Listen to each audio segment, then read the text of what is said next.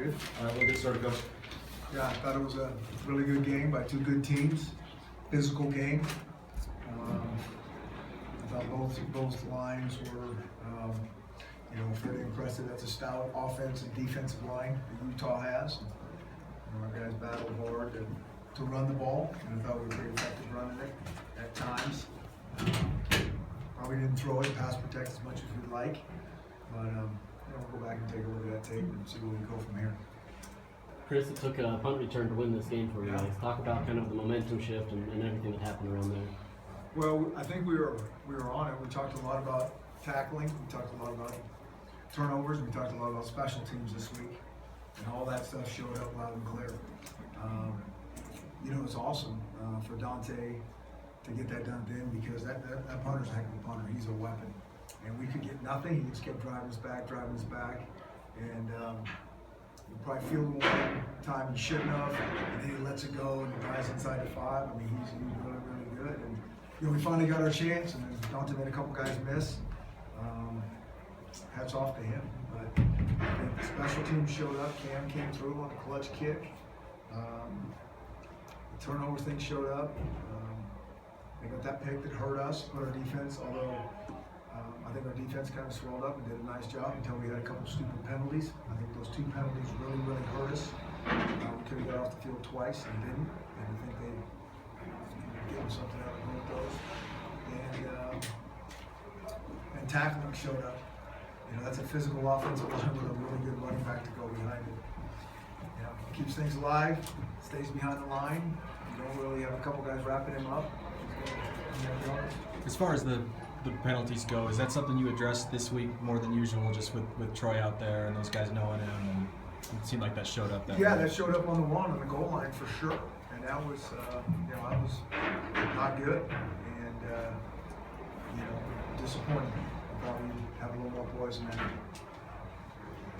Looking at Jake Browning and his passing, of his 12 completions, 10 of them went for 10 or more yards, 8 of them went for 15 or more yards. Mm-hmm. What does he do so effectively that allows him to not only get the completions, but to get chunk plays on such a high percentage? We've been fairly effective all season long on throwing the ball downfield and getting, not just quick game type completions. I thought Utah did a great job with their coverage. They were pretty adamant that it wasn't.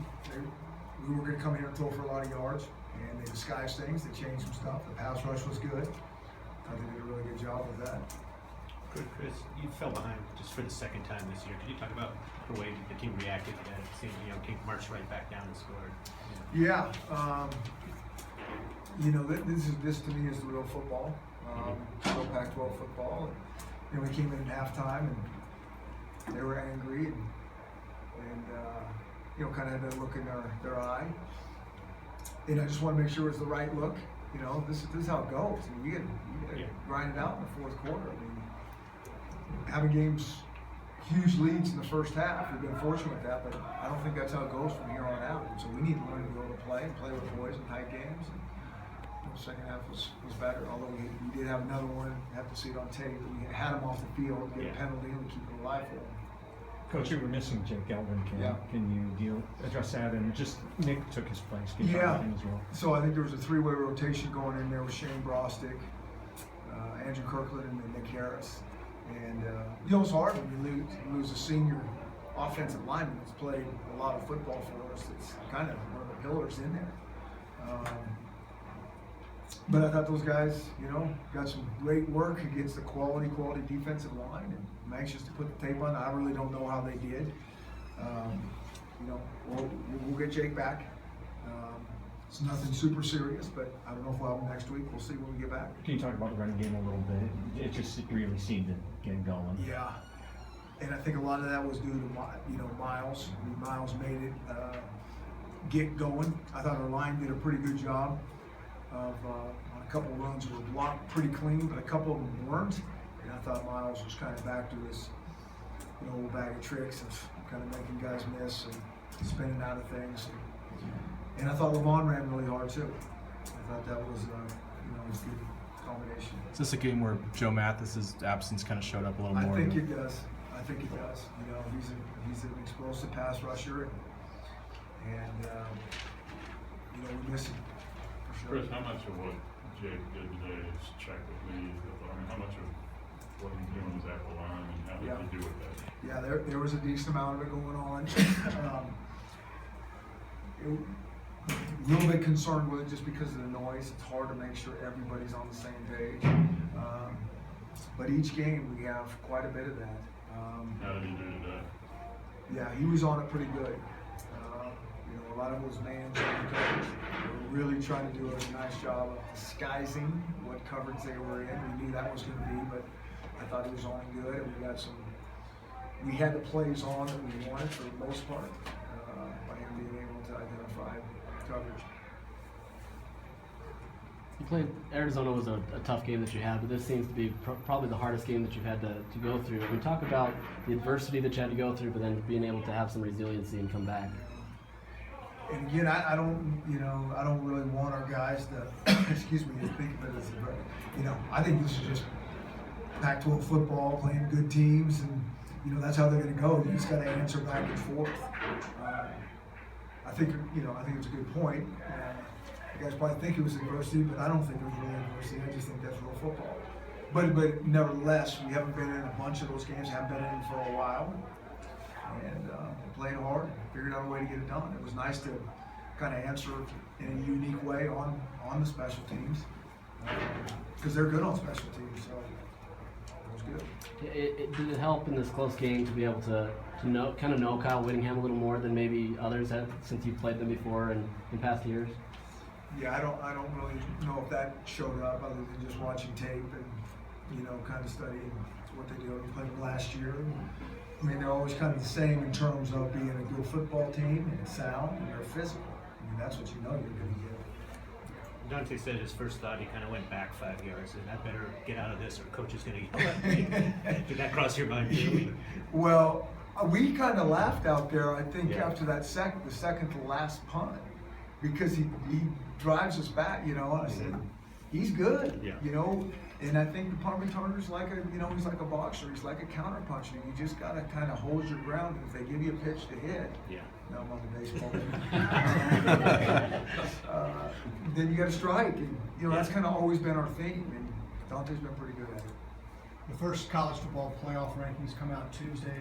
How super excited are you? I mean, I think you guys all know, we got a bunch of football left to play, and if they're looking at that, they're looking at the wrong stuff. We're playing a team, we're right down to the wire with Utah, and Cal next week.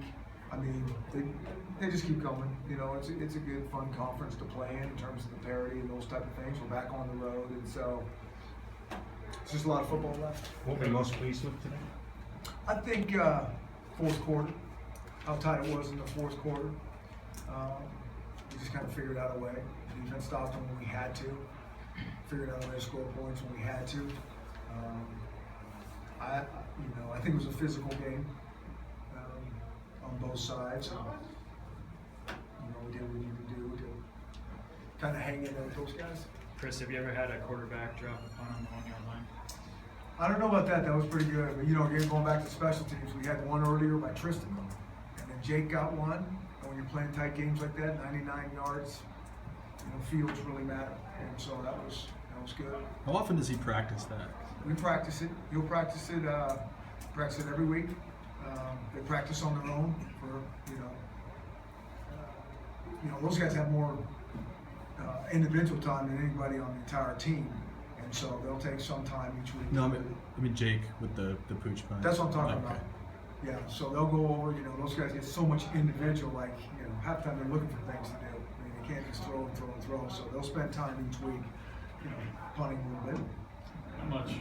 I mean, you're a very young team, at least by class. Yeah. How much do you see this team has matured in 2 months of the season? I think each week is a new test, and I just like it when they answer hard tests.